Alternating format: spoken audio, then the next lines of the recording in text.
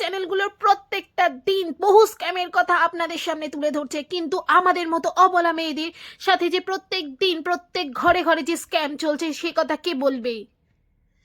বিয়ের আগে মা বলেছে বিয়ের পরে যা ইচ্ছা তাই করবি, বরের সাথে যা খুশি তাই, যেখানে ঘুরতে যাওয়ার ইচ্ছা হবে সেখানে ঘুরতে চলে যাবি, যা পড়ার ইচ্ছা হবে তাই পড়বি, কিচ্ছু বারণ করার নেই, কেউ বারণ করার নেই, যা মন চায় তাই।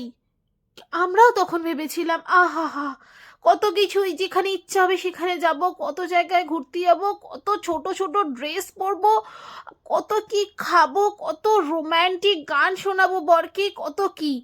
ধুর, বিয়ের এত বছর পরে আমরা বুঝতে পারলাম বিয়ের আগে হচ্ছে ওটা ট্রেলার আর বিয়ের পরেই হচ্ছে আসল মুভিটা, যার সাথে ট্রেলারে কোনো মিল থাকে না। বিয়ের পর এখন বাড়ি থেকে বেরোনোর জন্য গেট পাসের দরকার হয়, যেটা শাশুড়ির কাছ থেকে পাওয়া যায়।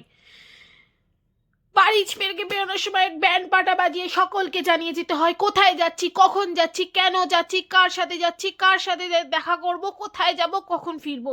আর আমার বন্ধুরা যেখানে মন চায় সেখানে যাচ্ছে, যা ইচ্ছা হয় তাই করছে, বাইরের night out, dinner party, wow, bachelor লাইফটাকে তারা কত সুন্দর এনজয় করছে।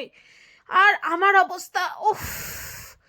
আর এখন পাশের দোকানে যেতে গেলেও আমাকে পারমিশন নিয়ে যেতে হয়।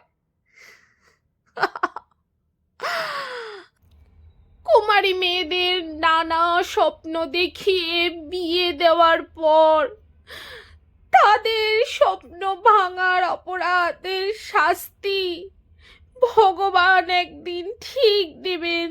এই অপমান, এই কষ্ট সকলে সহ্য করে আসছে।